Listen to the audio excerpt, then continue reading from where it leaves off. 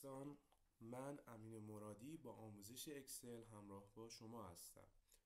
میدونید که اکسل یکی از پرکاربردترین برنامه‌های آفیس هست و تقریبا تو اکثر اداره ها و محیط ها استفاده میشه و امروز لازمه که ما کار باش رو بلد باشیم.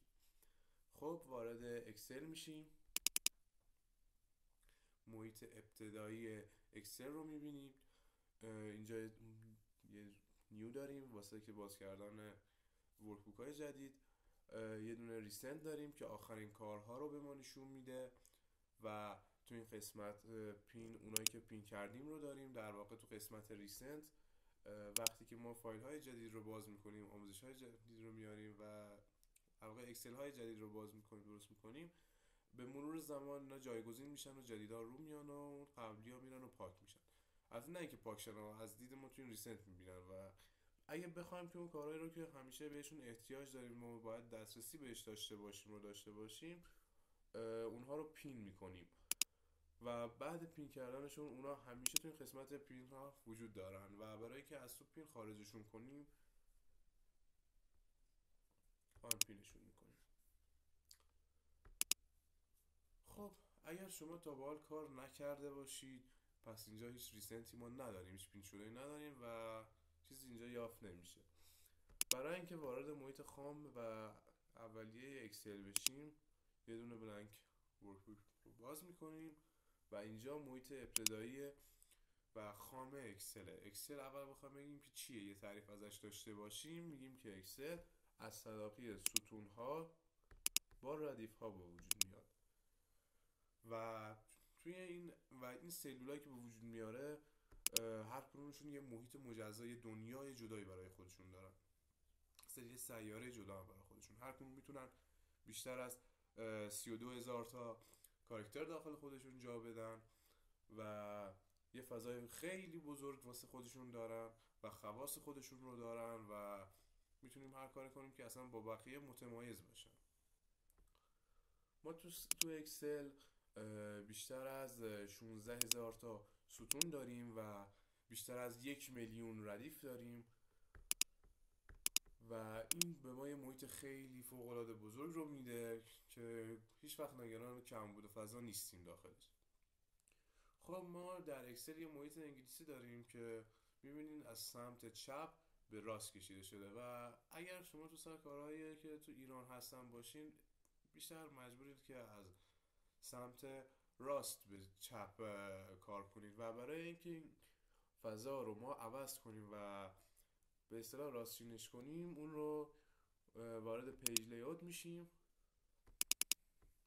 و شیت رایت تو لفت میزنیم و محیط فارسی میشه و در واقع ابتدای کارمون از سمت بالا و راست شروع میشه. خب میریم سراغ سلول ها. گفتیم که هر کدوم از این سلول ها یه دنیای جدایی برای خودشونن و خب هر کدوم از این دنیای اسم خاص خودشون رو دارن، یعنی دو تا اسم تکراری پیدا نمی‌کنیم داخل این محیط. گفتیم که هر سلول از تلاقی ستون با ردیف به وجود میاد. در واقع این سلول اینجا میگیم که از ستون B و از ردیف 2 تشکیل شده، در واقع B2 یا حالا B2 و میبینیم که اینجا اسمش رو نوشته، اسم اون سلول رو اینجا نوشته و حتی ما میتونیم این اسم رو هم تغییر بدیم و اسمی که خودمون دلمون میخواد رو بنویسیم. خب روش کلیک میکنیم، یه اسم جدید وارد میکنیم و اینتر رو میزنیم.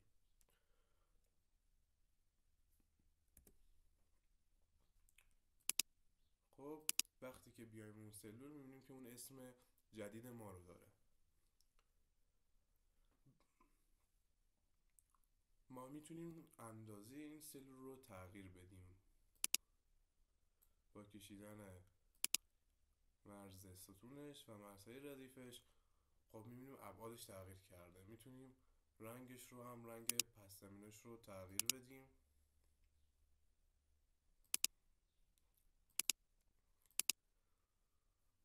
داخلش یه متن رو بنویسیم.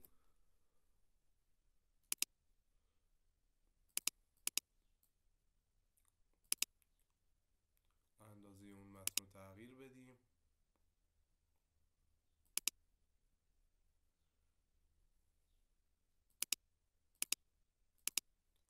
میتونیم اون رو وسط چین کنیم، این بالایی در واقع به صورت عمودی اون رو به وسط میارم و پایینی به صورت افقی. میتونیم رنگ نوشتمون رو تغییر بدیم و میتونیم همه این کارها رو با ریدو و آندو برگردونیم. خب یعنی در واقع با کنترل زی میتونیم اونها رو یه مرحله به عقب برگردونیم و با کنترل وای میتونیم اونها رو به مرحله بعدی و جلوتر برسونیم.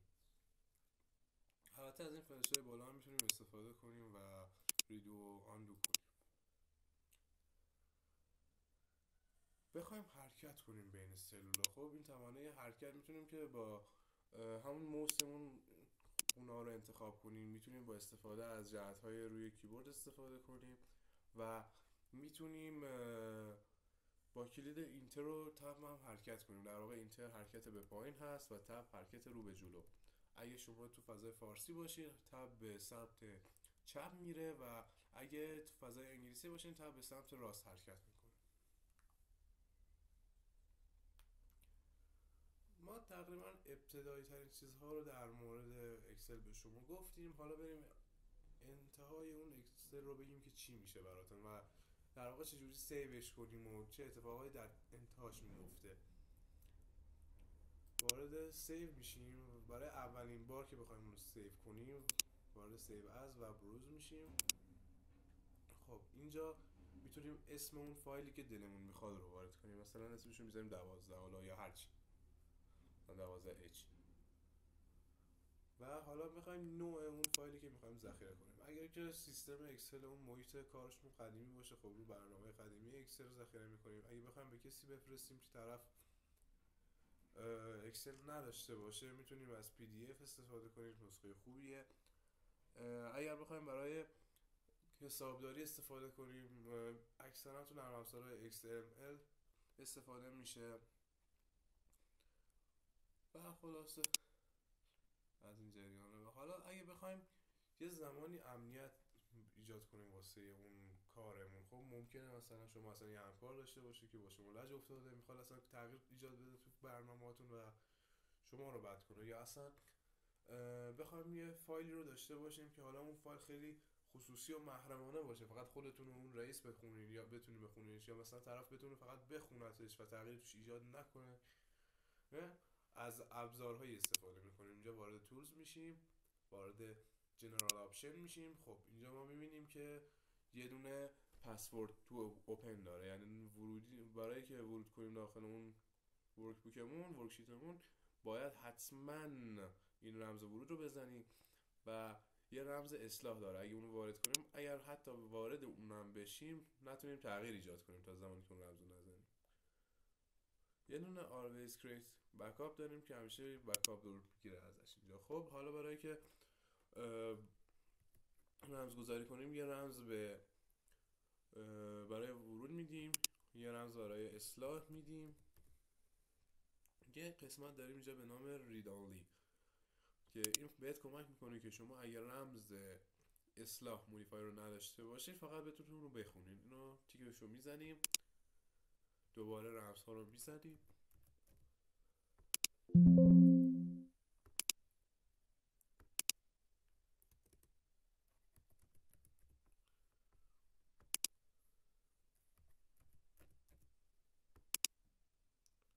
رمز اصلاح رو میزنیم و سیو میکنیم کارمون رو. خب خارج میشیم از اکسل، دوباره به اکسل وارد میشیم، اون فایلی که ذخیره کردیم میزنیم. خب عذرخواهی میکنم، رمز ورود رو میزنیم. اگه رمز ورود رو نداشته باشیم نمیتونیم وارد شیم. خب حالا برای که اصلاح ایجاد کنیم باید حتما رمز مودیفایر رو داشته باشیم. اگر که این فایل رو نداشته باشیم، یعنی این رمز رو نداشته باشیم، فقط میتونیم رو بخونیم و تغییر داخلش ایجاد نکنیم. حالا اگه تغییری هم ایجاد کنیم یه فایل جدید برامون ذخیره میشه و اون فایل قبلیه میمونه. خب رمز اصلاح و مودیفایر رو میزنیم، اشتباه باشه به اون ارور میده.